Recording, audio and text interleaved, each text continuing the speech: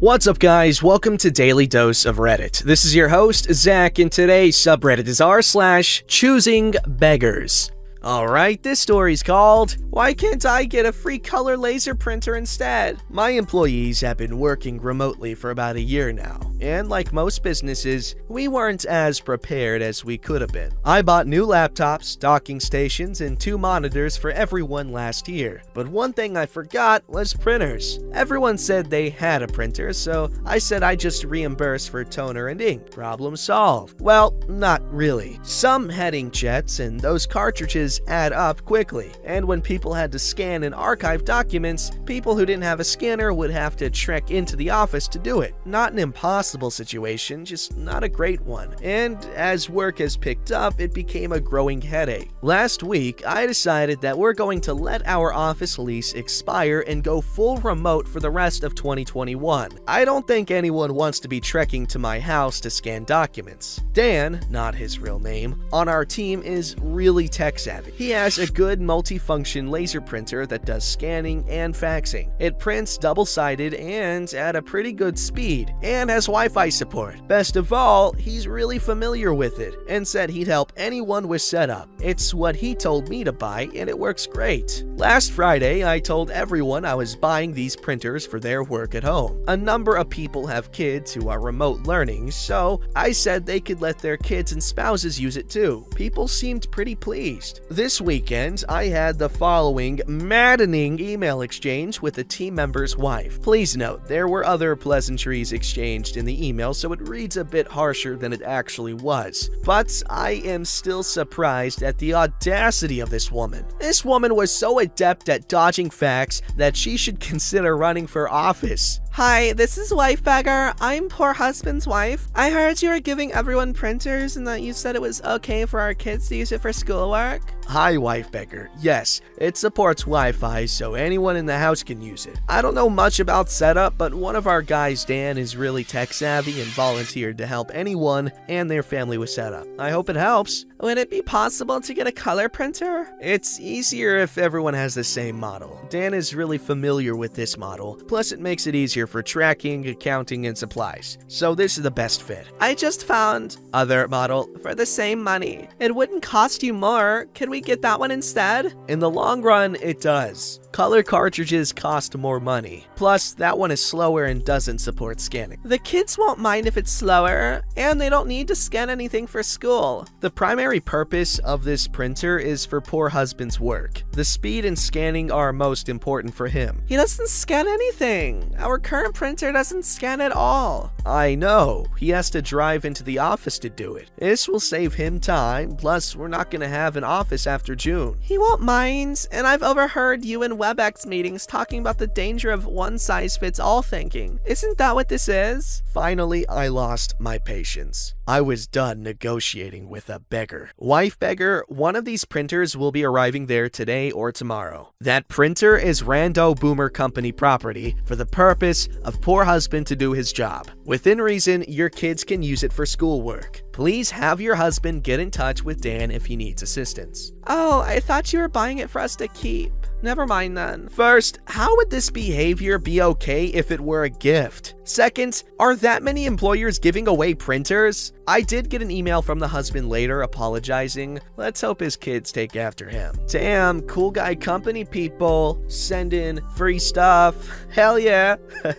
Oh gosh. I don't understand how people are comfortable asking for just free stuff like that. That's embarrassing. Alright, this story's called, "My Guardian Says Paying for a Drawing I Asked For Is Nonsense." 2 years ago, when I started working on commissions, any kind of commission drawing, mostly furry and fan art because I like it, I used to be a bit more permissive about the price I asked for them, mostly because I wasn't confident enough. First months, I used to tell those that was short on money but wanted art to tell other people. Yes, a bit like a pyramid scheme. If I get 2 clients paying full price, I could make an extra drawing for less. this. I ended up being the official commission artist on a few Discord servers, and I got clients paying full price every week. I usually make events in which I charge a bit less for a specific topic, like Christmas themed or scary characters on Halloween, so everything was going fine. Lots of happy clients. I was fine. One day, weeks ago, I get a message on Discord at 9 p.m. The usual, "Would you be able to do a draw?" Sure, no problem at all. The user tells me the description of the draws. Yes, 2 draws. I accepted and then started them the next morning. At that moment, the user sends me another message. "How is the draw going?" Very weird. It is not usual that people ask me about it 12 hours later. I tell them I just started, but I had all morning to do it. For the next 2 days, I keep sending this user low-definition pics of how the pose, colors, and line work was going, and they always seem to be in a rush for the draws, barely talking or giving an opinion other than, "Yes, okay, that would work." I ended both draws and send them a low-quality pic of the final thing. The person says, "Thanks, awesome. Do I send you my PayPal or you got it from the server?" I asked calmly. "Why would I want your PayPal?" they answer. "I didn't know you wanted money."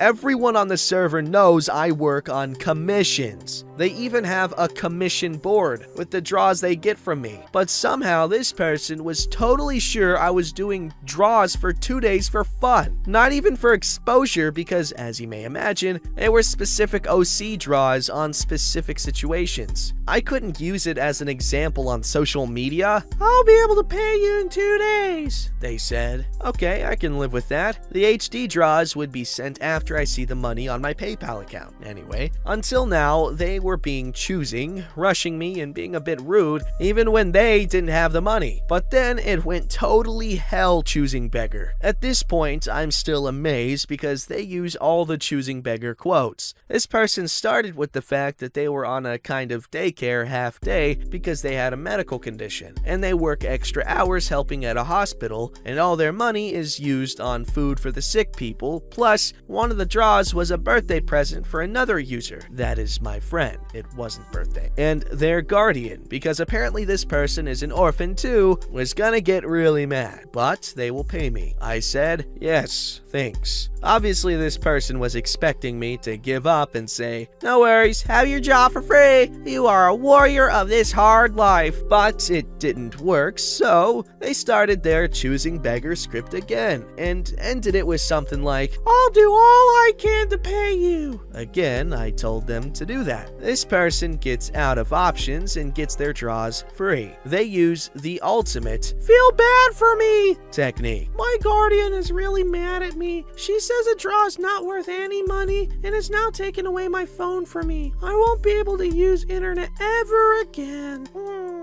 I got sad at this point. They won't just not pay later, but will pretend to not be able to open Discord, to not pay ever. Luckily, as I said, the administrator of that server is my friend. A friend who fully pays his commissions and even gives tips, and a lot of users from other servers knew about this. Choosing Beggar user got banned, lost all friends on the server, and got no draws. Other good users helped me get real clients that afternoon. Ayo! Must be really cool, man. You know, having that sort of business built from the ground up and stuff, and getting new clients and people coming to you. Pretty badass. I dig it. Even though furry stuff is not my cup of tea. Alright, this story's called My 67-year-old husband of 3 years will let me live in the house as long as I live after he passes away, but won't let me pass it down to my own adult children, instead passing it down to his sister and her kids, and it's not fair. Dear Moneyist, my husband is 67 years old with an estate worth $2 million.